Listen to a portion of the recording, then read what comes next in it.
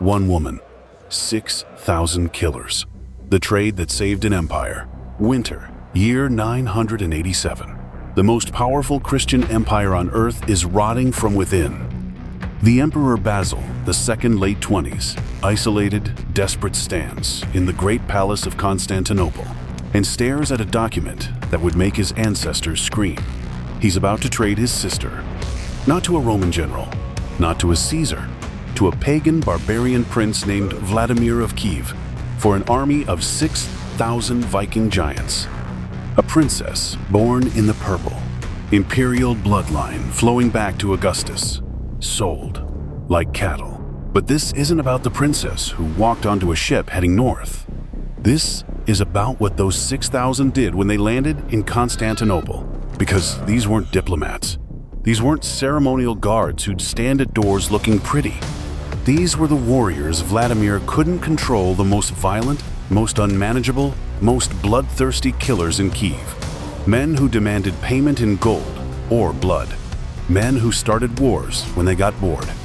Within months, those 6,000 would paint the marble streets of Byzantium red. They would turn a civil war into an industrial slaughter. They would introduce a new kind of warfare to the civilized world, the two-handed axe versus the human throat. But here's the question. How do you control 6,000 monsters?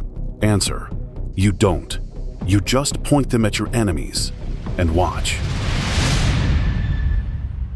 To understand why Basil made this deal, you need to understand how completely he'd lost. The year is 987. Basil is 29 years old and the Emperor of Byzantium on paper. In reality, he's a prisoner in his own capital. The threat isn't external. Not the Arabs, not the Bulgarians. The knife is already inside the body. Two rebel generals, Bardas Skleros and Bardas Phocas, representing the landed military aristocracy of Anatolia, have risen in revolt. They control the breadbasket, the tax revenue, the veteran regiments. Phocas has declared himself emperor, and his armies sit just across the Bosphorus, 10 kilometers from Constantinople's walls. Basil has the title. He has the palace. He has the imperial treasury. What he doesn't have is an army that won't turn on him the moment someone offers a better bribe. This is the Byzantine curse. The native tagmata, the elite standing regiments, are completely unreliable. Their loyalties are fractured by decades of civil war, family networks, patronage schemes. Every general is someone's cousin. Every colonel owes someone a favor. The entire military is a spider web of obligations that don't include obeying the emperor. Basil needs soldiers who aren't part of this system. Warriors who have zero connection to Byzantine politics, theology, or family drama. He needs strangers. Men whose only link to the empire is the gold he pays them and the oath they swear to his person. He needs barbarians. So he turns his eyes north, to the frozen riverways, to the land of the Rus. Because in Kiev, there's a prince with a problem that perfectly matches Basil's solution. Vladimir I, Grand Prince of Kiev, is sitting on a powder keg. He'd risen to power with the help of Varangian mercenaries from Scandinavia, Vikings, and Slavic warriors who traveled the eastern way down the Dnieper River looking for gold and glory. They'd fought brilliantly for him, secured his throne, but now he can't pay them. 6,000 warriors, unruly, demanding, starting fights in the streets of Kiev, threatening to turn on him if the gold doesn't flow. They're not an asset anymore. They're a liability. Vladimir hears that Basil needs an army. Basil hears that Vladimir has 6,000 men he desperately wants gone. The negotiation is brutal in its simplicity. Vladimir will send the 6,000 to Basil. He'll also convert himself and his entire people to Christianity, securing a permanent alliance between Kiev and Constantinople. The price? Anna Porphyrogenita, born in the purple. Basil's own sister, a woman whose bloodline is considered sacred by every Byzantine who draws breath. For a Porphyrogenita to marry a pagan chieftain is spiritual and political abomination. No Roman emperor has ever done this. The imperial family marries Romans, emperors, Caesars, not barbarians. But Basil agrees. Think about what that means. the desperation required to sign that document, to tell your sister, "You're being sold to a pagan prince in exchange for an army of killers I've never met." This isn't hiring mercenaries. This is ancient venture capital. Sell the family silver to survive the quarter. The deal is struck. The ships are prepared. And in the winter of 988 to 989, the fleet arrives in the Golden Horn. The Byzantines are used to foreign mercenaries. They've employed everyone: Armenians, Arabs, Normans, Georgians. They've never seen anything like this. The ships that dock at the Golden Horn in the freezing winter disgorge 6,000 men who make the Byzantine court physically recoil. The chronicler Michael Sello struggles to even categorize them, calling them Tauroscythians or just barbarians. His description is clinical and terrified, terrible of aspect and huge of body. They're not recruits. They're veterans of the northern wars, men who survived the brutal river routes from Sweden to Kiev, hardened by climates that kill unprepared men and close-quarters combat that demands you see your enemy's face when you kill him. They bring their own weapons, their own gods, initially pagan, though Vladimir's conversion is more political than theological for most of them.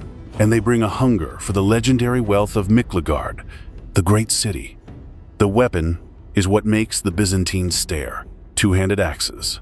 Not the small hand axes common in Byzantine armies. These are monsters. The Dane axe halves 1.2 to 1.8 meters long, made of ash or oak. The heads are welded iron with high carbon steel edges, measuring 20 to 30 centimeters across the crescent blade. They rest them on their shoulders as they march through the streets. The sound is rhythmic: thunk, thunk, thunk. 6,000 axes striking 6,000 shoulders in near unison. The Byzantines prefer spears, swords, civilized weapons that maintain formation and discipline. These axes are barbarian, top-heavy, designed for one purpose: split shields, crush helmets, and, as the sources gleefully note, cleave through the muscular neck of a warhorse in a single blow. The court is horrified. The nobles whisper, "These men don't bow properly. They don't speak Greek. They smell like smoke and salt water and something foreign." Basil watches them file past, does not flinch, because he's not looking at barbarians. He's looking at the solution. These men have zero interest in Byzantine intrigue. They don't care who Bardas Phocas's cousin is.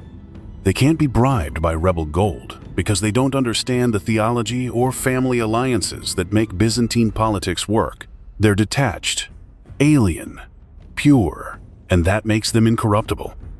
Now he just needs to demonstrate what they can do. February, year 989.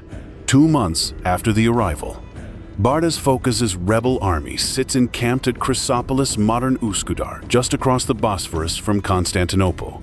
They can see the city, smell it. They believe Basil is paralyzed, trapped, waiting to starve. They're wrong. Under the cover of darkness, Basil loads his 6,000 Varangians onto imperial transport ships. This is complex, an amphibious assault requiring absolute coordination between the navy and ground forces. One mistake, and the entire operation collapses into chaos. The Varangians have never done this before, but they're Vikings men who grew up in longships, who raided England and France from the sea. Water is their element.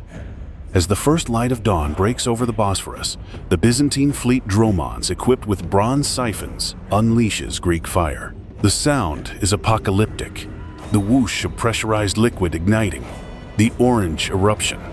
Greek fire is a Byzantine state secret, a napalm-like incendiary that burns on water, clings to flesh, and cannot be extinguished. The rebel positions near the shore explode into screaming chaos. Smoke, flames, men on fire, throwing themselves into the Bosphorus only to discover the water won't save them. And into this hell, the Varangians disembark. No formation, no phalanx, no carefully coordinated maneuver. They just charge. 6,000 giants running up the beach with two-handed axes held high, roaring in languages the rebels don't understand. The smell of burning flesh mixes with salt air and the copper tang of blood that hasn't been spilled yet but will be. The rebels see them coming, see the size, see the axes, and something in the human brain just breaks. This isn't war. This is a nightmare manifesting in daylight. The chroniclers describe what happens next with a word that should disturb you: cheerfully. The Varangians cheerfully hack them to pieces. Not grimly, not professionally, cheerfully. Because this is what they've been waiting for. Months of sitting in Constantinople, bored, drinking wine, listening to Byzantine bureaucrats drone about tax policy and theological debates. Now they get to do what they were born to do. The axes swing. The sound is rhythmic, wet, thunk, crack, thunk. Shields split, helmets crush. Men drop like wheat before a scythe. This isn't the careful, disciplined combat of Roman legions.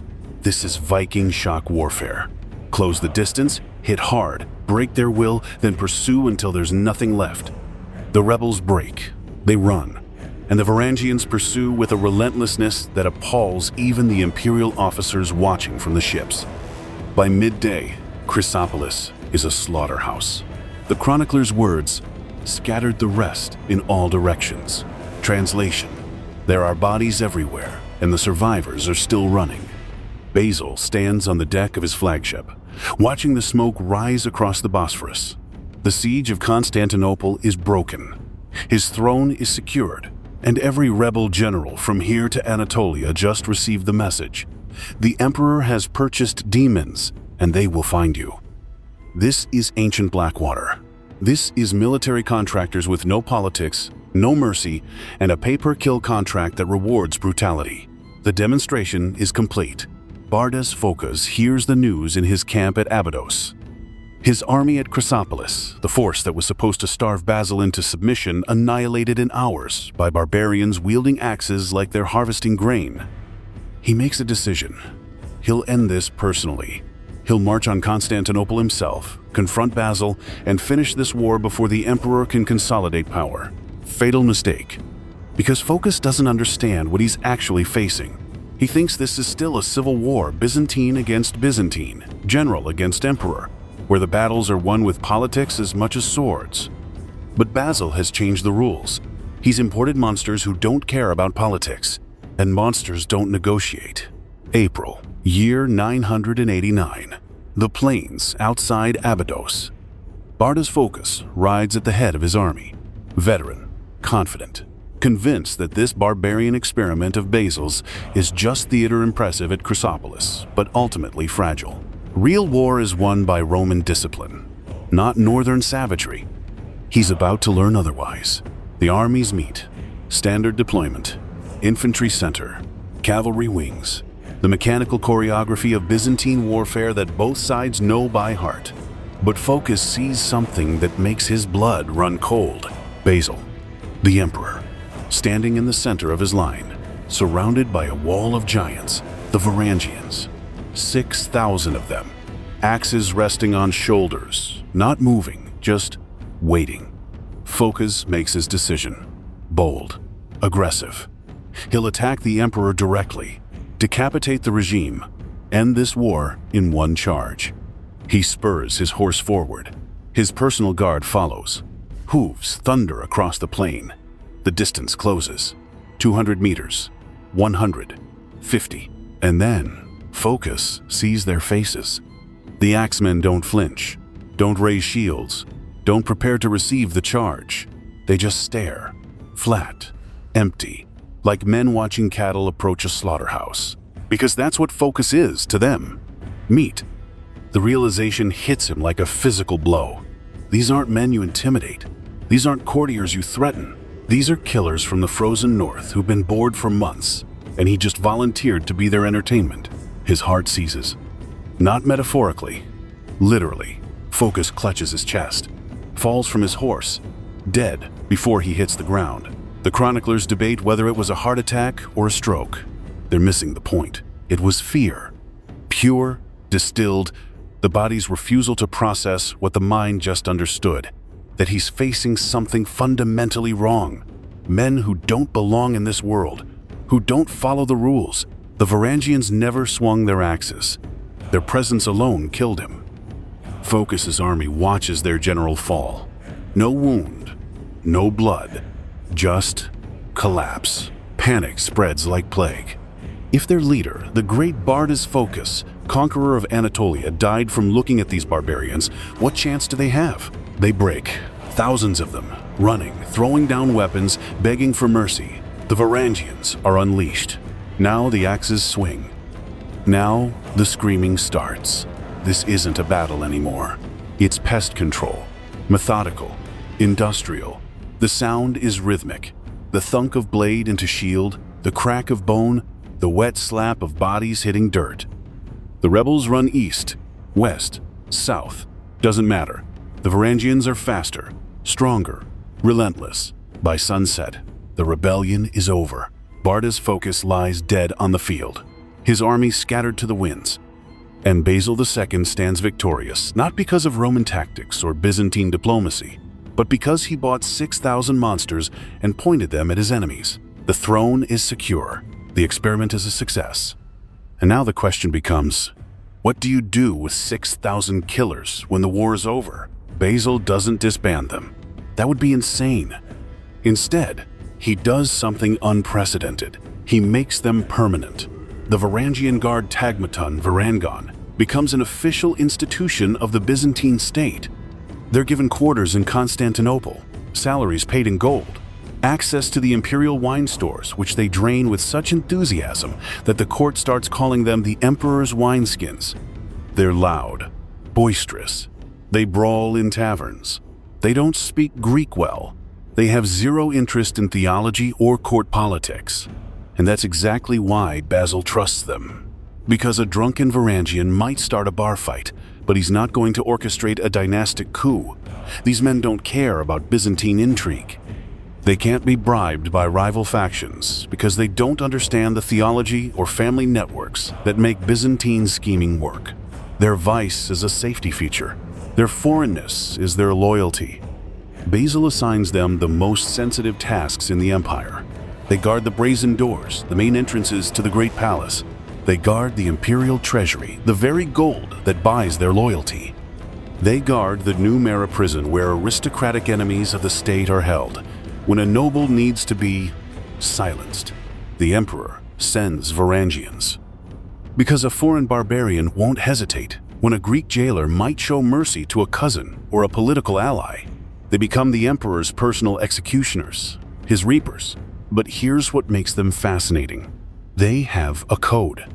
The historian John Skylitzes records an incident that reveals the paradox of the Varangians. A Varangian warrior stationed in the Thracian province, Western Asia Minor, tries to assault a local peasant woman. She's alone. He's armed. It should be over quickly. But the woman fights back, grabs his weapon, sword, or spear, the sources disagree, and kills him. When the other Varangians arrive and find their dead comrade, they don't seek revenge.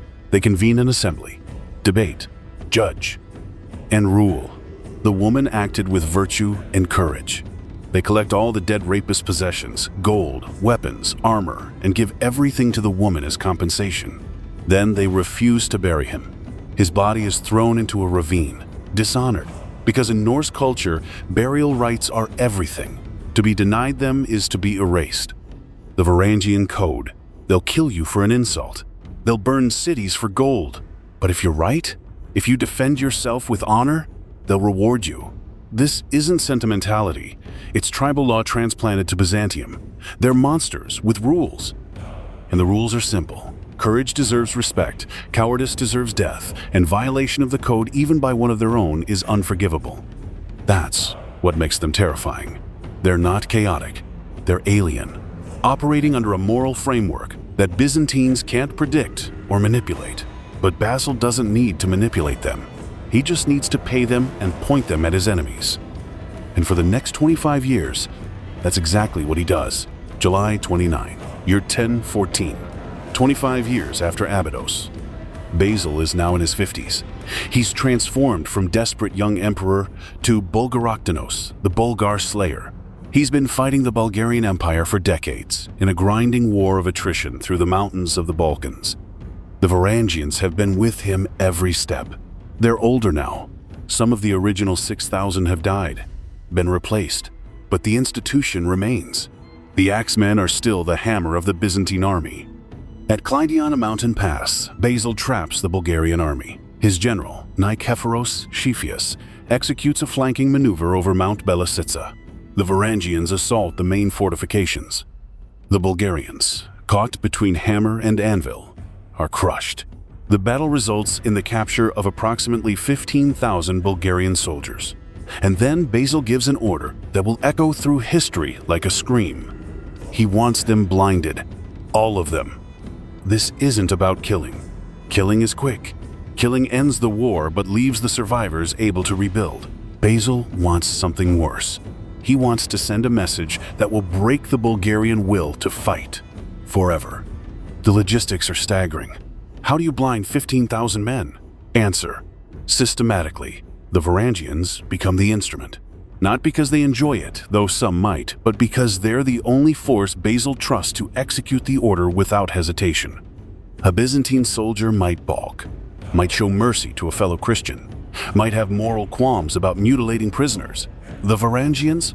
They swore an oath to the emperor. The emperor gave an order. The order will be executed. They separate the prisoners into groups of 100. 99 men in each group are blinded completely. Hot irons to the eyes. The screaming is continuous, industrial, like a slaughterhouse processing cattle. The 100th man? They leave him with one eye. One eye to lead the other 99 home. This takes days. The smell of burnt flesh hangs over the camp. The sound, thousands of men screaming, weeping, praying, becomes a single horrible roar that eventually fades to silence as vocal cords give out. When it's done, 15,000 blind men are released, organized into columns, each partially sighted man leading 99 completely blind comrades. They stumble north toward Bulgaria, a parade of broken humanity. 2 days later, Tsar Samuel of Bulgaria sees his army coming home. He's on a hill, waiting for news of the battle, hoping for victory, fearing defeat. What he sees is worse than defeat. It's desecration. 15,000 men, stumbling, crying, arms outstretched, being led by the partially sighted few. The sight is so horrific that Samuel's mind simply breaks. He suffers a stroke, dies on the spot. The Bulgarian Empire, which has fought Rome for generations, collapses within 2 years. Basil has won, not through battlefield brilliance, through terror. Through demonstrating that the cost of fighting him is something worse than death. And the instrument of that terror? 6,000 barbarians who followed orders because that's what they were paid to do. The Varangians didn't invent this cruelty, Basil did, but they executed it, without hesitation, without mercy. Because they weren't part of the Byzantine moral universe. They were outsiders, and outsiders don't feel the weight of local morality. That's what made them invaluable. And monstrous. Basil II died in year 1025, age 67. He'd reigned for 46 years, one of the longest and most successful reigns in Byzantine history. He never married, never had children. The throne passed to his brother. The Varangian Guard? They lasted 300 years, long after every other Byzantine military unit had crumbled from corruption, political intrigue, and economic collapse. The axemen stood at the brazen doors. They outlasted the dynasty they were purchased to save. But here's the real irony, the one that would make Basil laugh if he could see it. Anna Porphyrogenita, the princess he sold like cattle to Vladimir. The sister traded for an army. Her marriage to Vladimir triggered the Christianization of Russia. Vladimir's conversion wasn't just political theater, it created Orthodox Russia. Within generations, Moscow would call itself the Third Rome, claiming spiritual succession from Constantinople. Basil sacrificed his sister's dignity for 6,000 killers and accidentally converted half of Eastern Europe.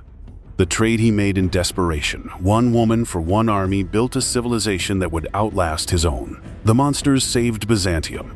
Then they helped create Russia. There's something almost mathematical about the Varangians' loyalty. Basil couldn't trust his own Romans. They were too entangled family alliances, theological disputes, regional loyalties. Every general had a cousin who wanted the throne. Every colonel owed favors to 3 different factions.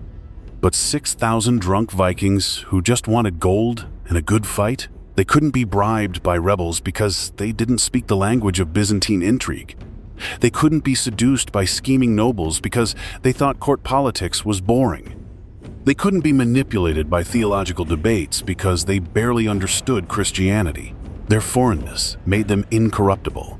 When everything is corrupt, the only clean deal is a mercenary one. This is the dark truth that every failing empire eventually learns. Sometimes the only people you can trust are the ones who have no reason to care about your politics, the ones who are loyal to nothing except the contract. The Varangians didn't love Byzantium. They didn't believe in the divine right of the emperor or the sanctity of Orthodox Christianity. They loved getting paid, and that made them the most loyal force in the empire. It's a lesson that echoes through history. From the Swiss Guard protecting the Pope to Blackwater in Iraq, when your own people can't be trusted, you hire strangers. Strangers with no ideology except professionalism, no loyalty except to the contract. It's effective, it's brutal, and it reveals something uncomfortable about power. Sometimes the people who keep you alive are the same people who terrify you. The monsters became the guardians. The barbarians became the empire's last line of defense, because they were the only ones who couldn't be corrupted by what they were protecting. In the winter of year 988, a princess named Anna walked onto a ship heading north. She was 27 years old, born in the purple, raised in the most sophisticated court in Christendom. And she was being sent to marry a barbarian she'd never met, to live among pagans who would eventually convert to her faith but never truly understand her world. It was the ultimate sacrifice, the ultimate humiliation. And in exchange, 6,000 giants walked off ships heading south. They brought 2-handed axes and a hunger for gold. They brought a code of honor that was alien to Byzantines but absolutely rigid. They brought a willingness to kill without hesitation and a loyalty that couldn't be bought by anyone except the emperor who paid them. One woman, 6,000 demons. The trade saved the empire. The princess converted a nation. The monsters became the guardians.